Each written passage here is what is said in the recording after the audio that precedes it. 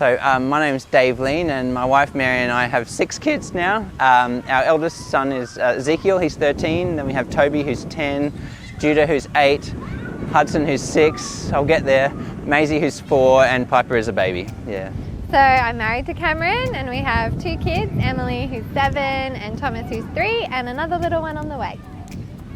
So prayer plays a regular role in our family life, but a bit like probably many families, I think we could definitely do better. To be honest, we have tried, but we've never found it very easy, and it could play a much bigger role in our family.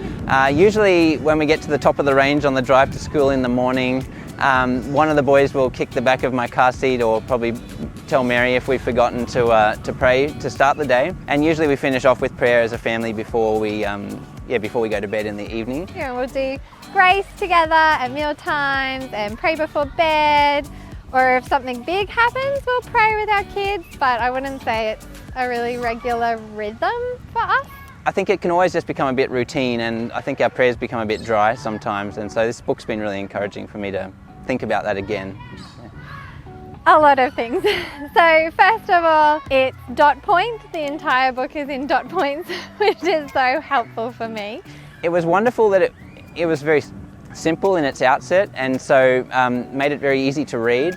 It really helped to shift my focus to being really gospel-centered in our parenting and help me apply prayer to the everyday mess of life. Mary and myself are really able to use this, I think, to pray godly prayers for our children. All of the prayers in the book are rooted in God's Word, and they come straight from God's Word actually, and so you can know that what we're praying is in accordance with God's will and is what is best for our kids. I found as we were praying through the topics, it started to change my heart and bring me back to the gospel in everyday situations, which was just so helpful. Adam was saying in church this morning that prayer deepens our hunger for what God desires, and so the greatest desire that Mary and I have for our kids is that they will come to know Christ, that they will live for Him, that they will love God, and that they will love others. And that needs to start with us as parents. With parenting, I'm so quick to run to my husband to debrief, or run to the first friend I come across and talk about what we could do, when I really should run to Jesus and bring it all to Him in prayer. So this book has helped me to start doing that a little bit more, and I really hope we can start doing it together as a family a bit more as well.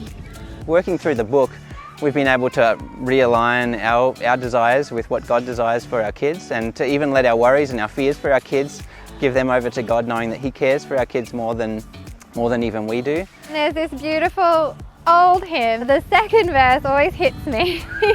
What pain we often carry and unnecessary burdens that we bear just because we don't take it to Him in prayer. For parents, it's a wonderful book, but I would also say for grandparents or for people who have children in their lives at all, this is a wonderful book. Everyone really is either a neighbour to a child or will interact with children in some way, and if that's you, this is a good book for you to be able to get praying for kids in your life that are connected in any way.